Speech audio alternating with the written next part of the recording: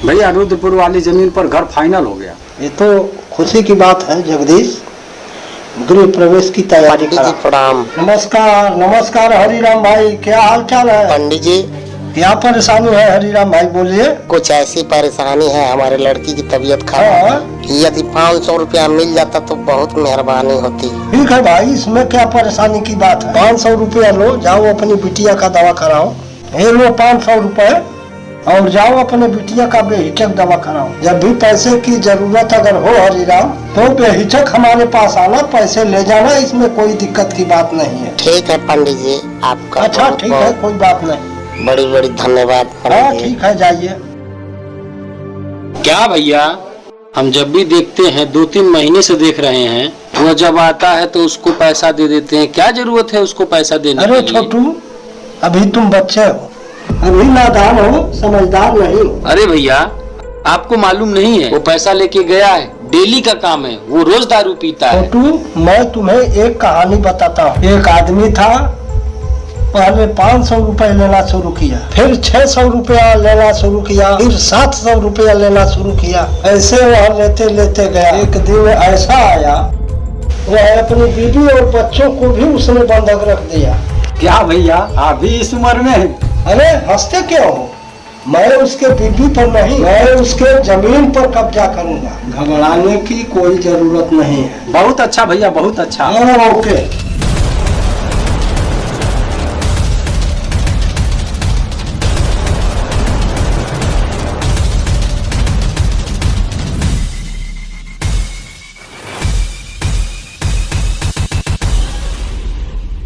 अरे छोटू। हाँ भैया। मक्का और ये रहर की बुआई तो हो गई।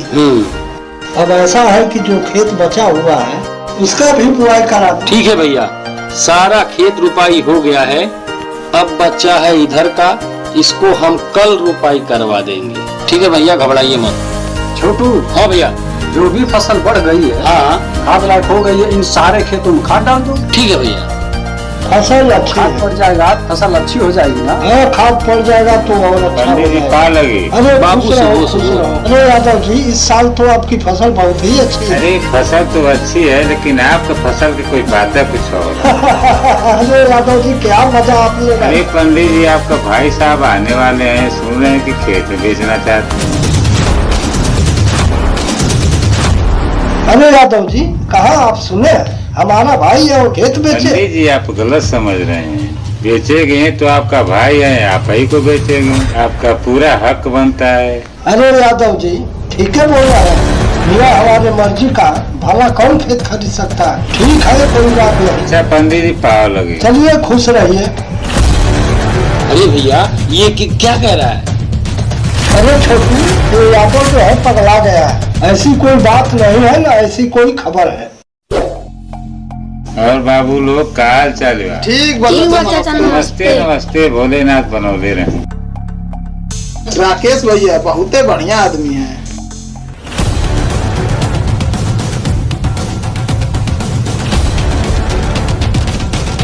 पंडित जी राकेश भैया एक नंबर के गुंडा मवाली हरामी आदमी है सब।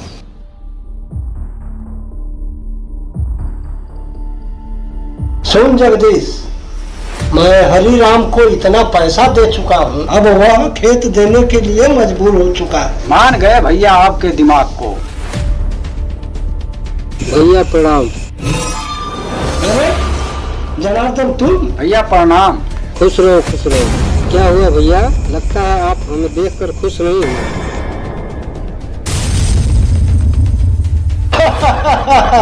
पहले पता होता तो मैं तुम्हारे लिए स्टेशन पर गाड़ी भेज दिया होता। हाँ भैया, बताना चाहिए ना। और बताओ जनार्दन, परिवार में लोग कैसे हैं? भैया ठीक है, परिवार सब कुशल मंगल है। हम अपने हिस्से का खेत बेचना चाहते हैं। क्या भैया, आप तो जानते ही हैं, हम बाहर में सेटलमेंट हो गए हैं, इसलिए हमारे हिस्से का जो पैसा बनता है वो आप लोग हमको दे दीजिए और हम चले जाएं।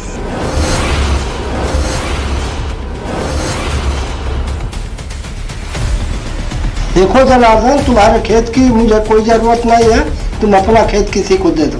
अच्छा ठीक है भैया, प्रणाम। अच्छा भैया प्रणाम। खुश रहो, खुश रहो।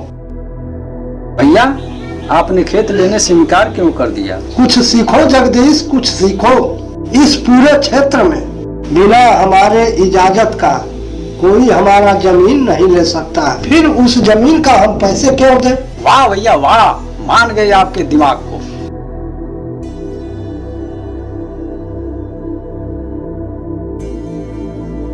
कहाँ लगी पंडित जी? प्रणाम प्रणाम। अरे पंडित जी कब आए हाँ हैं? जी आए हैं।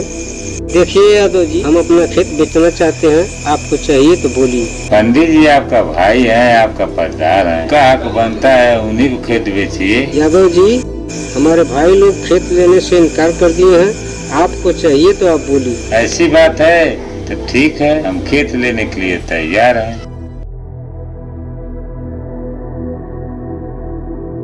भैया भूरा यादव ने हमारी जमीन खरीद लिया। क्या?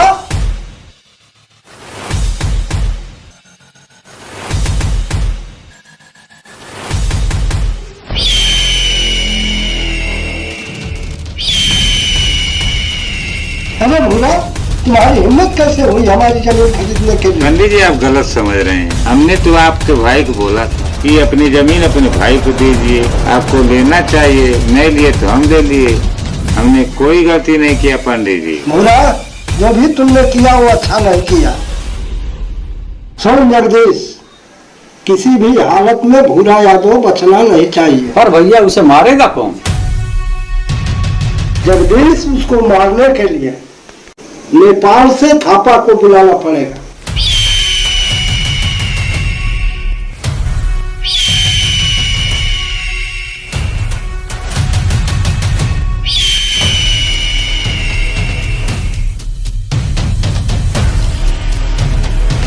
प्रणाम पंडित जी, प्रणाम पंडित जी। बैठो थापा, बैठो। और थापा कैसे हो? हम ठीक हैं। ये सब तो होता रहेगा, पहले जो काम है वो हमें बताइए।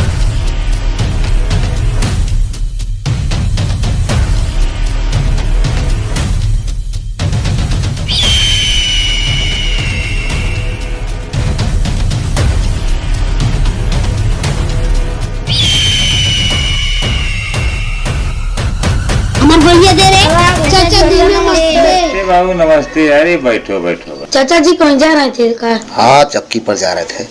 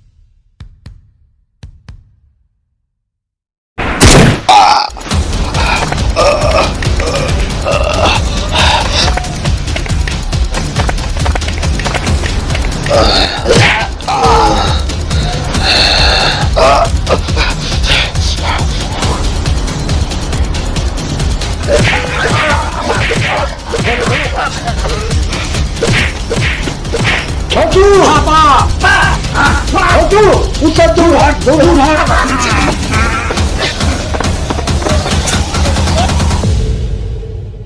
पापा बम लिया।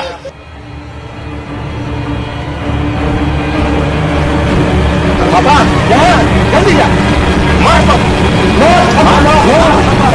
मार बम जल्दी।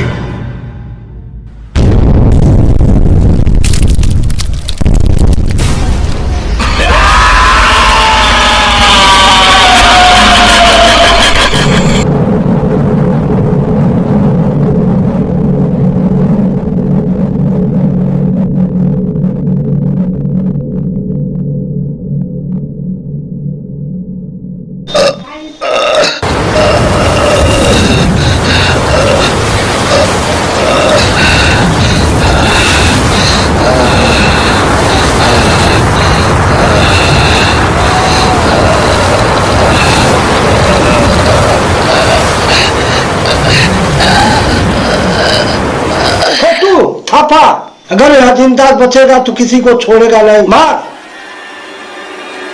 मार साले को मार।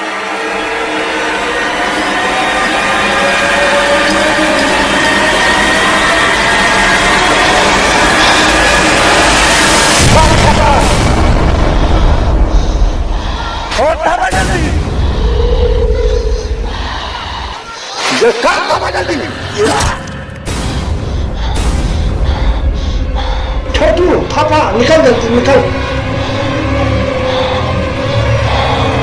थापा निकल निकल।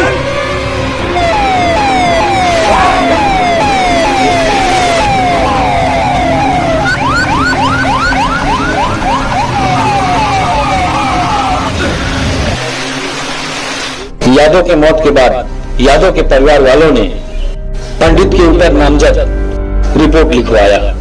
पंडित और उसके भाइयों को उम्र कैद की सजा सुना दी गई। यादव के घर वालों ने पंडित का सामान और घर तोड़ फोड़ के बर्बाद कर देते हैं। घटना के दिन पंडित का भाई छोटू घर पे नहीं था, फिर भी उसे जेल हो जाती है। पंडित का छोटा भाई पुलिस के हाथ नहीं लगता है और उत्तर प्रदेश छोड़ के, शहर छोड़ के दूर चला जाता है। कुछ सालों के बाद पंडित और पंडित के भाई की जेल में मौत हो जाती है। पंडित का भाई जो शहर छोड़कर चला गया था वो वापस अब तक नहीं लौटा। इसका मतलब उसका भी मौत हो चुका है और अब पंडित का घर वीरान हो चुका है और जमीन बंजर हो चुकी है। और याद रहे, हर पापी का अंत ऐसा ही होता है।